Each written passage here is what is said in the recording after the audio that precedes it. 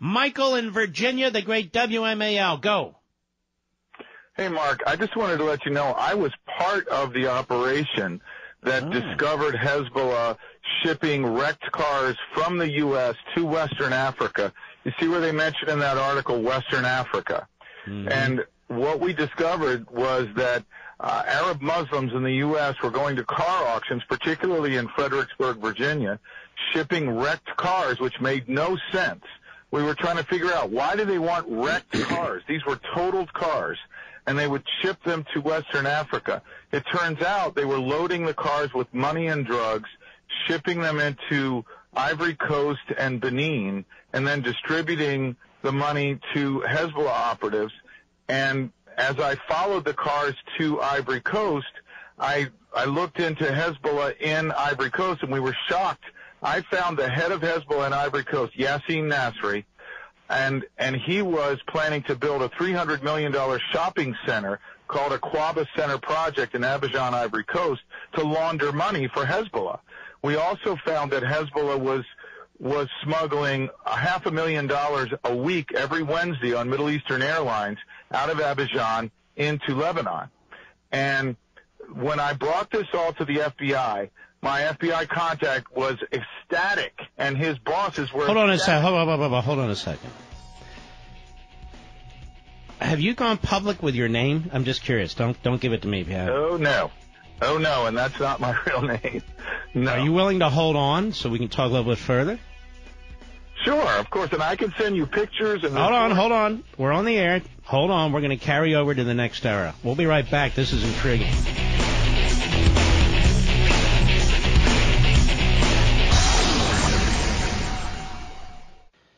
I want to go back to Michael, Fredericksburg, Virginia. That's not his name. That's not his location, and I get it. He was telling us more about what Hezbollah was doing. Go ahead, Michael. I had to cut you off. Well, what we discovered was that Hezbollah had a massive car smuggling operation of wrecked cars from the United States to Western Africa and apparently other places, but I was only involved with Western Africa. And they would load the cars up with money and drugs and ship them to hubs like Abidjan, Ivory Coast, or Benin or Togo, and then the drugs and the money would go to whoever Hezbollah wanted to send it to. So I traveled to Ivory Coast on several occasions after we had looked at these car dealers here in the United States working out of the car auctions and fronts for selling used cars, but in fact it was an operation to ship the wrecked cars. And the FBI was wondering, why do they want wrecked cars? And it's because they were smuggling contraband in the cars in sea containers, which no one checked. And when I got to Ivory Coast, I discovered the head of Hezbollah in Ivory Coast, Yassin Nasri, was planning to build a huge $300 million shopping center so they could launder money. And I provided the FBI with pictures of his Hezbollah flags and pictures of him in his office with associates from Hezbollah, and they were just ecstatic. And we tracked cars. I actually found cars there that had come from here. They were jumping for joy. And then after a couple meetings with my FBI contact, he came back and said, "We're not allowed to do anything with this." I said, "What are you talking about? It's Hezbollah in Ivory Coast." So we can't do anything with it. We had even discovered that they were... Can I slow down? What year would this... Well, hold on. What year would this be? It was 2009, 2010. I'd have to go back and look at the reports. But it was around 2009, 2010. Mm-hmm. Go ahead. I'm sorry I interrupted you. No, it's fine. We also discovered they were operating out of the Golden Dome Mosque. We knew the exact mosque. We knew where they were living.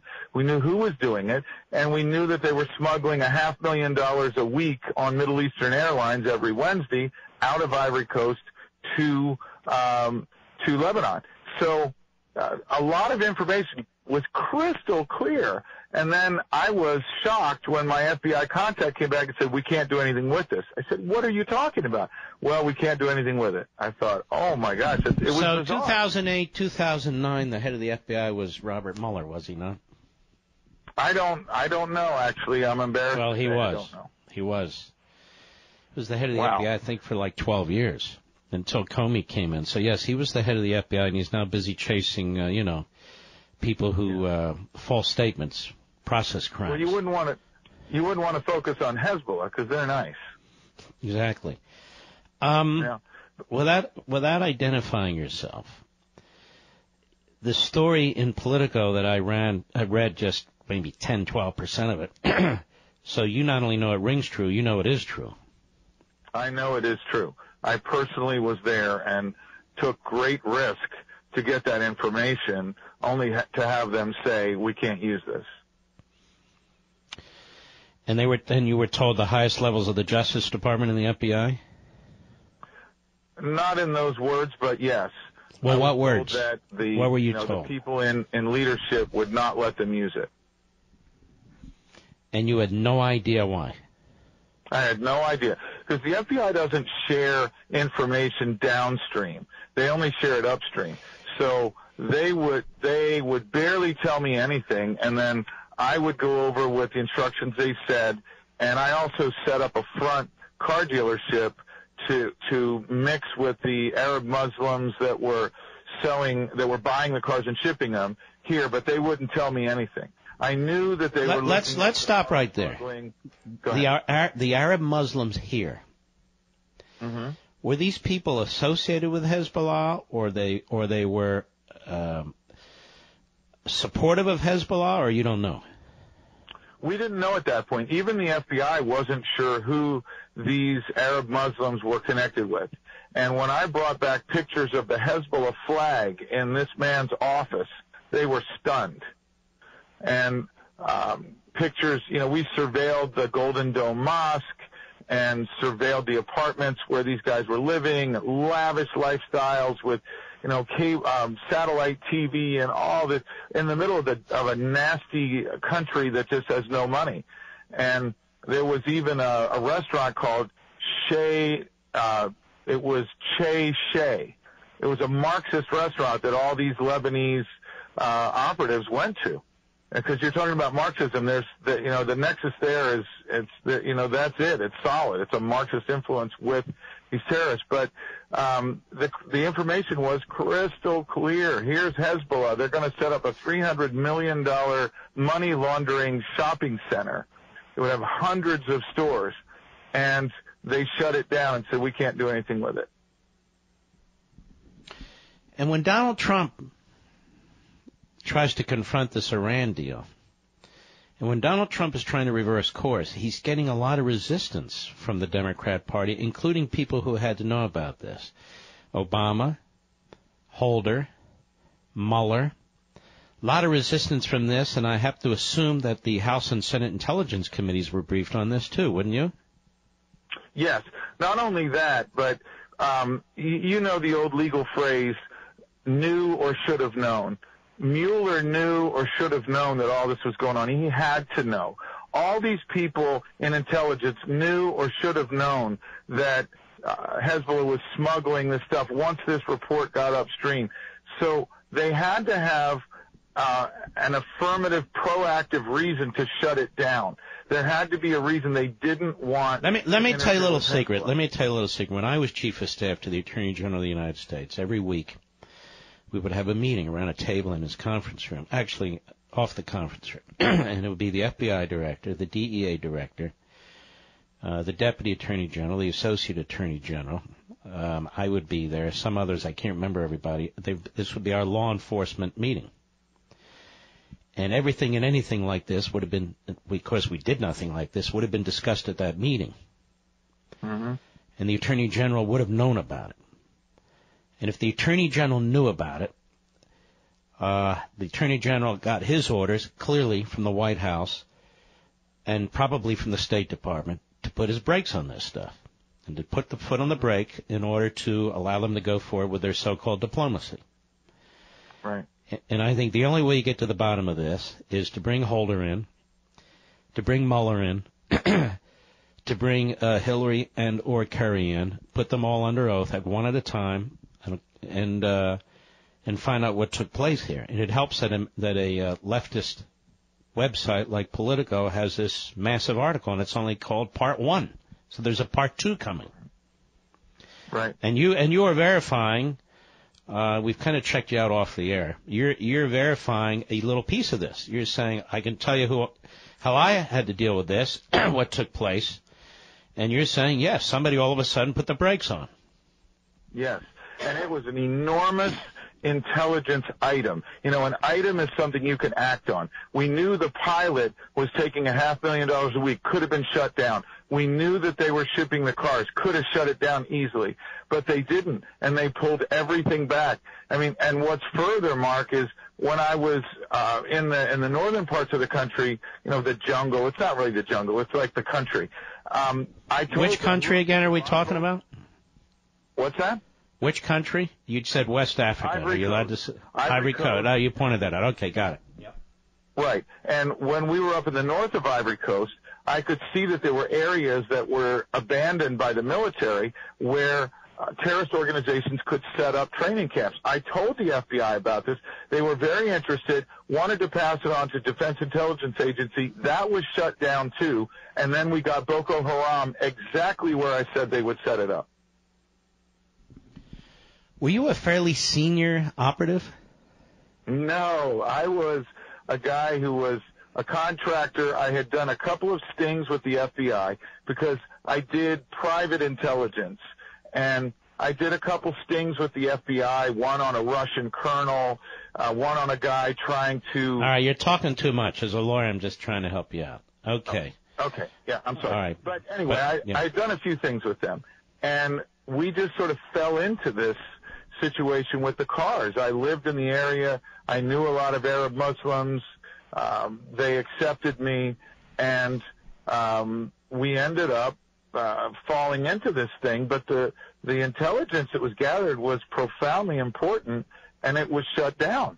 And it was apparently the intelligence gathered was extensive and very substantive. They got them with their activities in Central America, in South America, in Africa, in the United States. This Hezbollah is it's networked throughout the world.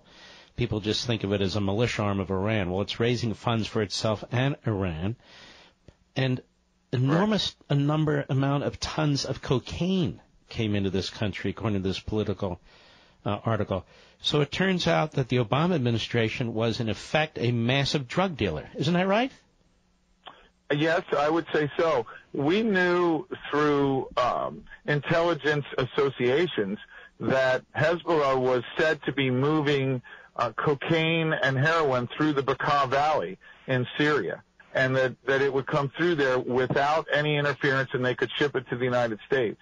And there was a lot of chatter about them shipping drugs, and what we found in Western Africa was that Hezbollah seemed to be much more of a financial organization than a terrorist militant organization. Now, let me tell you, they're planning for war against Israel. Iran, Hezbollah, there's stories today that they've got this trail that they wanted that brings them right up to the border with Israel, Hezbollah in Syria, protected by the Russians. We now know that through this article, among others, that Putin is on the take through Hezbollah in Iran, making absolutely a ton of money. All these crooks and cronies, of course, in the name of Allah, when it comes to Iran. But anyway, listen, don't hang up. My producer wants to speak to you. Okay? Okay, Mark. All right. I appreciate your call very much. So the Obama administration was allowing the Mexican drug cartels, some of the most brutal in the world, if not the most brutal in the world, to purchase weapons and ammunition from the United States, including gun dealers, which were used extensively to slaughter people in Mexico, as well as one of our heroes here in the United States. The Obama administration has now confirmed through Politico and this gentleman also put the brakes on the investigations of Hezbollah and their drug running and other illegal financial activities intended to arm that terrorist militia organization because they said that they were pursuing peace. The Obama administration cut deals with Castro in Cuba in order to open up relations with them and put an embassy there, only to be rewarded with some kind of sound system that has caused brain damage and hearing damage to many, many diplomats who were in our embassy there. And, of course, the Cuban government survives by drug dealing. The Castros were one of the biggest drug dealers in the world. And the Democrat Party supports all these policy efforts. I'm not saying supports drug dealing, obviously.